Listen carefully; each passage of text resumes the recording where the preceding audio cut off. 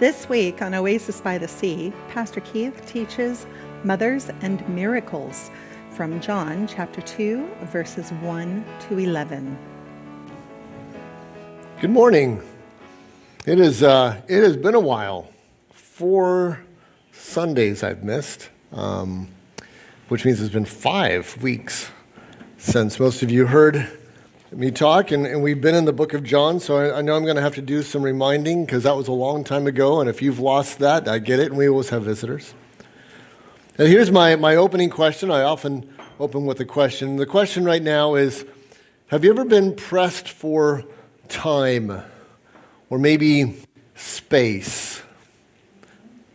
A situation where you had to be careful what you decided to do. You had limited resources and you had to decide how you were going to use it best. Cheryl and I, over the last couple of years, have had to downsize multiple times. And we've been through this process of, right, we already thought we'd got down to the minimum. Clearly, there's more minimum to go. And we've gone through this, and you make decisions, and you decide what's essential, and you decide what's not essential, and these things happen. We've all lived this. Authors have the same problem. When you write a book or write a song or anything else, there's not room for everything. You have to decide what you're going to keep and what you're not going to keep. You have to decide what you're going to write. John's really, really interesting in this regard. Next slide. There we go. John only included 7 miracles in his entire gospel. That's not including the resurrection. That's clearly a miracle, but we're gonna set that aside. We have 7 miracles plus the resurrection. So we'll say 7 plus.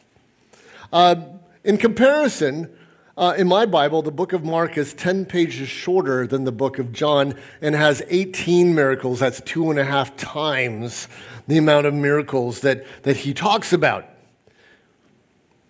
So one of the things we're going to do in this book of John is when we get to a miracle, we're going to pay close attention, because if he only picked 7, then he picked them very carefully. And I'm going to try to illustrate as we go that he got double duty out of his miracles. When John describes a miracle, he doesn't just demonstrate the power of God, which is awesome and great, and there's nothing wrong with only doing that. But he also uses it to describe relationships that Jesus had with people. And he's very clever in the way that he takes the miracle and he describes a new power of God and illustrates the new relationships that Jesus had with the people around him. And so it's a fascinating thing to keep track of, and we're going to look at that as we go, little bit by little bit. So we're starting today with where we're at. The first miracle in the book of John is actually pretty well known. Maybe you've heard that Jesus turned water into wine. Anybody know that Jesus turned water into wine? Okay, most of you know. Some of you don't. That's great. John is the only author that describes this miracle. So we have 4 Gospels. Nobody else talks about this. In terms of magnitude, let me just say, Jesus did some more impressive things than turning water into wine. Take, for instance, I already talked about the book of Mark. The first real miracle in the book of Mark, Jesus brings someone back from the dead. That seems to me more impressive in power scope than water into wine thing. Not only that, but in this miracle, not many people are going to know he even did it. The audience, the people who go, wow, cool, Jesus is awesome, is small. It's limited. It's not as if he's going to do this thing, then thousands are going to be impressed. And going back to the raising from the dead thing, look, if I was dead and Jesus raised me back to life, that would have a pretty powerful impact on the rest of my life. Whereas if I'd run out of wine at a wedding, and that's what happened, the impact of that would die down in a couple weeks. This isn't a life-shattering thing that the people needed the wine so badly that by Jesus turning water to wine, we saved lives. That's not what's going on here. No one's suddenly not going to have leprosy because Jesus turned water into wine. And so these are the kinds of questions I think, why would John pick this miracle when when it seems limited compared to some of the other choices he could have picked. I'm going to tell you there's some really, really good reasons why he did, but it's worth thinking about. It's worth wondering, why did he pick this? So that's where we're going to go a little bit today. There's been some amazing sermons on the deeper meanings of water and wine that I've listened to. They're great, but I'm not going to go down that path, partly because John had a Greek audience and wouldn't have known all that stuff anyway. There are several important lessons we can gain, and we're going to look at them all, or at least 3 of them. I'm going to save some of that for later, but the most important one I'm going to let you know right here from the beginning. This miracle is an important part of his assertion that Jesus is both God and man. John's gospel starts, if you don't know, with, in the beginning was the Word, and the Word was with God, and the Word was God, which is prophetic. He wasn't there for that. He wasn't an eyewitness. Nobody else was an eyewitness either. God had to reveal this to John. We know that John was a prophet because he wrote Revelation. So his gospel starts with something God revealed to him. And then by the time we get to verse 18 of chapter 1, he says, and the Word became flesh, a body, a person, and dwelt among us. And this strong assertion is something that John's really speaking to as he writes his gospel, trying to get it in our heads. Jesus was completely God and completely man. And then John the Baptist comes, and he declares more of the same stuff, and we covered that already. And now he's done a prophecy, he's done a declaration, but now he's going to give us an example. And the purpose of examples is to give us evidence and to show how it worked out and to change it from an idea to an event that we either have to believe happened or don't. But now the rubber hits the road. I'm not just talking about some concept. When we give an example, we're like, okay, well, there it is. I either accept that example or I don't. And the examples illustrate. So we have an idea already, but we're going to see how that idea plays out in the life of Jesus. So what we're going to do next is we're going to go ahead and read the entire passage. This is going to be John 2, 1 through 11. And what I want us to look at first is just how this passage illustrates both the humanity of Jesus and the divinity of Jesus. Why does this miracle that John picked flow with the whole idea he's had so far ever since he started his gospel? So let's read those together. John 2, 1 through 11.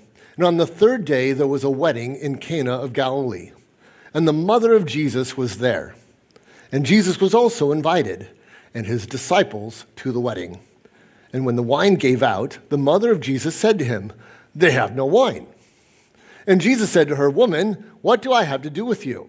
My hour has not yet come." His mother said to the servants, "Whatever he says to you, you do it." Now there were 6 stone water pots set there for the Jewish custom of purification, containing 75 to 115 liters each. And Jesus said to them, "Fill the water pots with water." And they filled them up to the brim. And he said to them, "Draw some out now and take it to the head waiter." And they took it to him. And when the head waiter tasted the water, which had become wine, and did not know where it had come from, but the servants who had drawn the water, they knew, the head waiter called the bridegroom. And he said, "Every man serves the good wine first, and when men have drunk freely, then that which is poorer. But you have kept the good wine until now." This beginning of his signs Jesus did in Cana of Galilee and manifested his glory, and his disciples believed in him.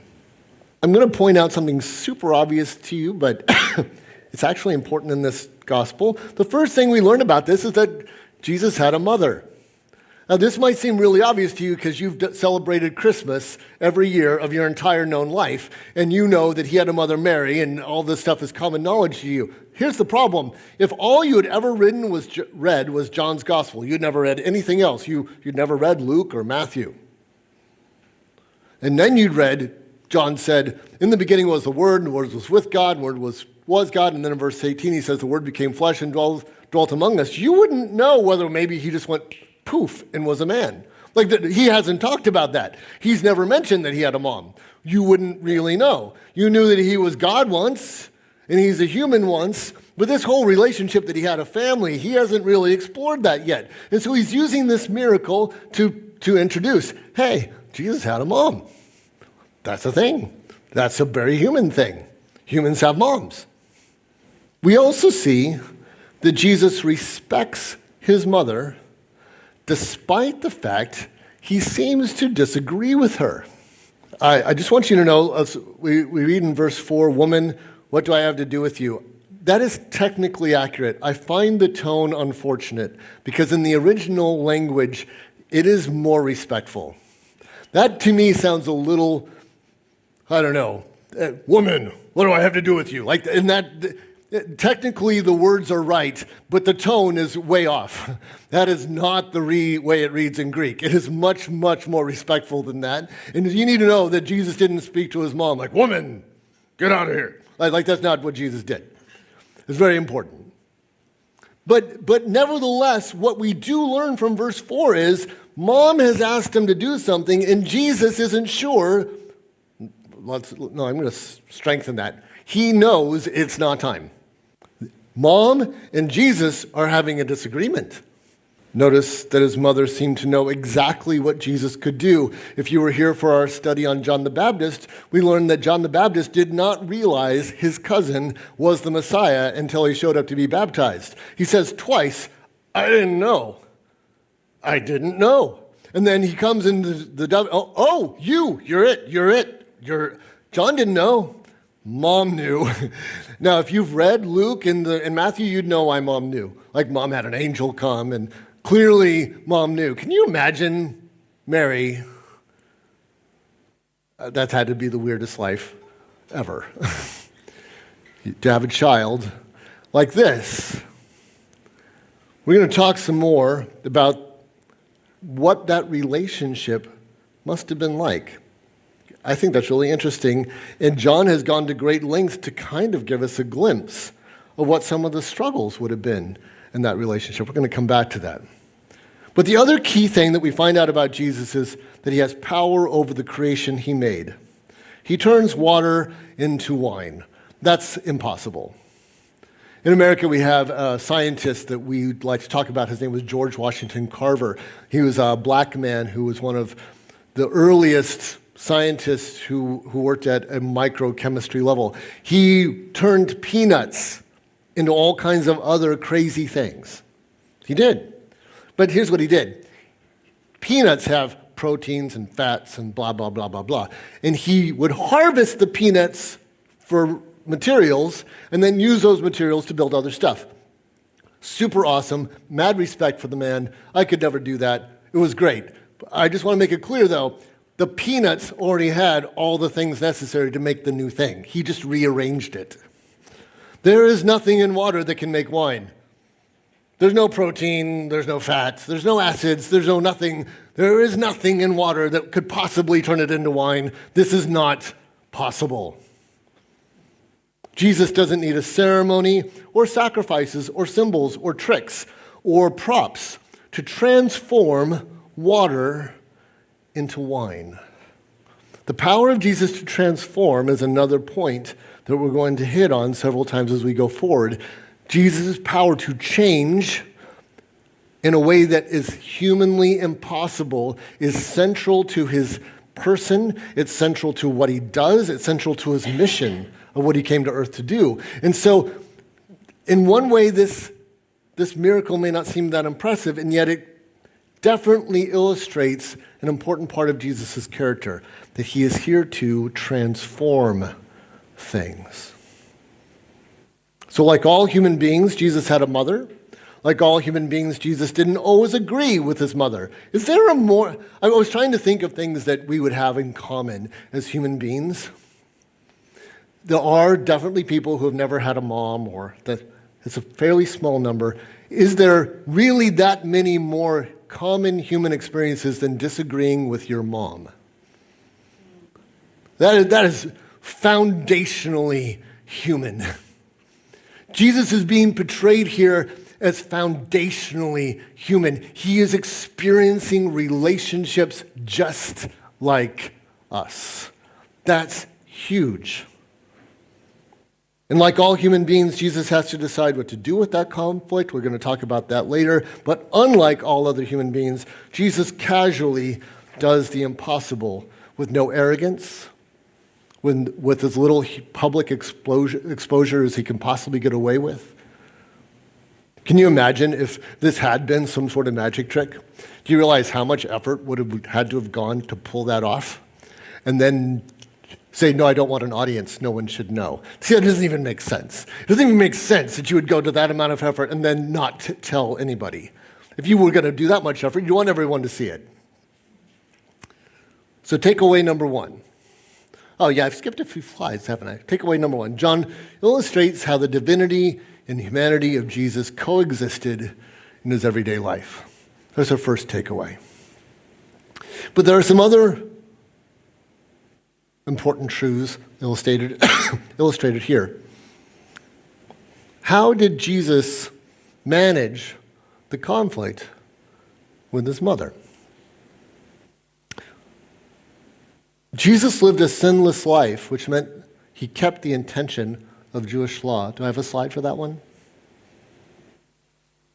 There we go, 2 Corinthians 5:21. Christ was without sin, but for our sake God made him to share in our sin in order that in union with him we might share in the righteousness of God. Jesus never sinned. So however Jesus reacts in this scene is correct. This is the correct way. Jewish law demanded that you honor your father and mother. Jesus' own actions demonstrate that God's intention in us is for us to do that, comply with that, even if we think we know better than them. He's over 30 years old and he's still doing this.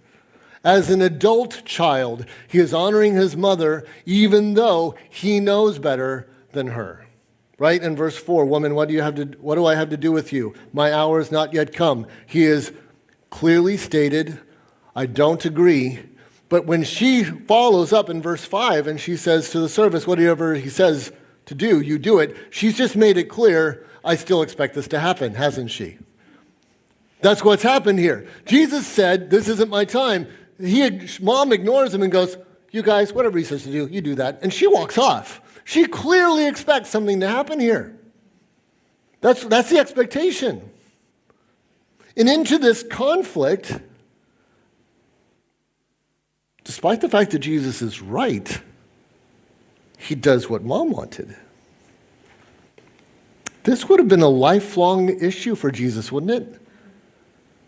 He's perfect. He always knows, every time, what the right thing to do is, and yet the law says honor your father and mother. He had to live, can you imagine? This event demonstrates how that constant conflict played out. Jesus honored his mother anyway. We not only see the humanity and divinity of Jesus illustrated, we also get a glimpse of how they interacted and how difficult it would have been for Jesus' entire life to marry those two things together, and that it caused tension and difficulty in his life. A tension and difficulty I could never imagine, nor could you. So takeaway number 2, being right does not justify disobeying an authority God has put over us. I've heard this phrase, I can't tell you how many times, something like, respect must be earned, or I only respect the people who have earned it or deserve it. That sounds okay on the surface. That sounds all right. Except, who decides when it's earned? Who decides when it's been enough? You? The people I've known in my life that said that the most often, respect must be earned, here's what they used it for. They used it for an excuse to not respect a lot of people. Because the way that person acted didn't measure up to their value system, whatever that was, how hard they worked, how honest they were, what they did over here. And since a person didn't meet their honor system, then they justified not respecting them. If Jesus had used that method of thinking, he wouldn't have obeyed his mom. These aren't the sort of things we like to talk about or think about. But it's true, and we're going to talk about more as we go. So there's a lesson of obedience, but there's also a lesson of hope. Our hope comes in And Jesus comes from his power. Jesus transforms water into wine effortlessly. The transformation is not only amazing all by itself, but the outcome is of the highest quality. That's what it says in verse 10. He says, usually every man serves the good wine first, and when the men have drunk freely, that which is poorer. But you've kept the good wine until now. Jesus is in the business of transforming what is average or even broken into something extraordinary. In fact, almost every miracle that Jesus does could be phrased in terms of transformation. He transforms water into wine. He transforms sickness into health. He transforms little into much, like feeding the 5,000.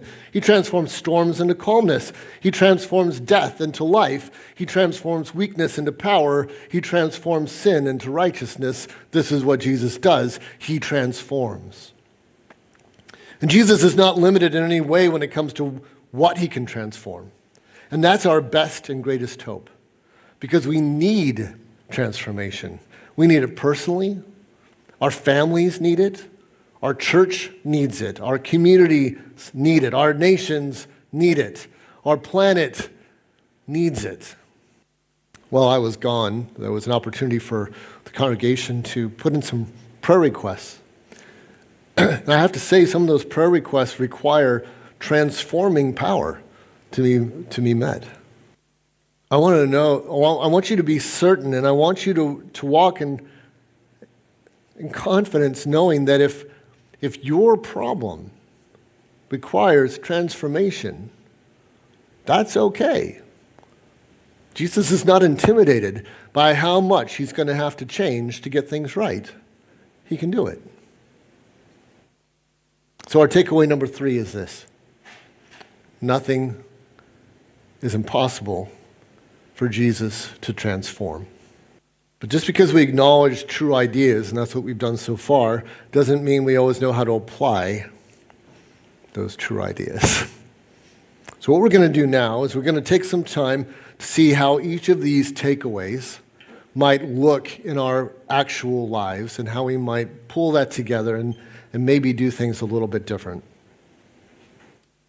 So let's take that takeaway number 1, the human and divine of Christ. Holding on to the full nature of Jesus as both God and man has a massive impact on our relationship with him. The whole point of being a Christian is to have a relationship with Jesus, not a belief, not a religious system, not a ceremony, location. The purpose of Christianity is for Jesus to save us, firstly, but then to have a relationship with him. We're supposed to have a friendship, an active, communicating relationship with Jesus. But the identity of Jesus, how we think of Jesus, impacts that relationship. You see, if in my mind, I get it. If you've been a Christian a long time and I asked you who Jesus was, you'd go, he's God and man, and it would just come out of your mouth like that. But just because our brain knows, it doesn't mean that it's balanced in the way we actually approach him. Being able to rattle off the truth is not the same thing as living in the truth. See, some of us have a Jesus that's very, very much God, but not very much man. He's scary or judgmental, very, very powerful. But we'll have days where we think, oh, Jesus couldn't possibly relate to that. We don't think that we don't consciously think about the fact that he's aware and understands and empathizes with your worst day. He's had the same worst day. He's been there. He's done that. He's had conflict. He's had to make hard decisions. He's had to obey mom when mom was wrong over and over again, I'm sure. And so if the Jesus of our mind, of our soul, has become all God and no man, we forget that he empathizes. We forget that we can be honest. Like, we can just tell him exactly the way things are, and he's going, oh yeah, I get that. I get that so much. We forget that Jesus gets you, and he gets me. And that's tragic, because that's so integral and important to why he even came in the first place. He came so that he could relate to me. And so if I forget that he relates to me, I've kind of just devalued the whole experiment, the whole action. But on the other hand, if we make Jesus only man and we forget that he's God and we can talk to him all day like it's everyday stuff, but then when it comes time that we need Jesus to be powerful and we have no faith, it's just as bad. This is broken. We can't just have a human Jesus. We need a Jesus that is all-powerful, all-knowing, all everywhere, never failed, never will fail, can handle my problems, period. We need that Jesus too. And so it's one thing to say, yeah, Jesus is all God and man, but are we praying like he's all God and all man? Is my everyday experience with him that he's all God and all man? Am I really getting the full richness of all of that Jesus is every day? Or have I started to slide into a simplified Jesus that he's either one or the other? It's not something I would say, but the truth is that's the way I'm acting. The takeaway and the understanding and the purpose and the why this is the most important thing that John is saying is because this is just vital. It's vital to the gospel. It's vital to even understanding what salvation is. It's just vital to everything. We must totally and completely understand Jesus is all God and all man. It's essential. So, if we miss Jesus and view him as only God, we miss that relatability. And when we think of him as only man, we miss that massive scope of his power. And we become practical Gnostics, despite the fact that we would say something else. Here's slide takeaway number 2 and how we can apply that. We must eliminate our self-righteousness to defeat our justifications. What do I mean by that? It is easy to justify our actions when we've judged other people as unworthy. Despite the command to love others, we justify ignoring them because we see ourselves as right and they are wrong. That's how we justify not loving people. Despite the command to honor our parents, we correct them and we justify correcting them because we see ourselves as right and them as wrong. Despite the command to love our enemies, we justify hating them because we see ourselves as right and them as wrong. And despite the command to obey the authorities God has placed over us, we justify our disobedience because we see ourselves as right. And our self-righteousness fuels our disobedience.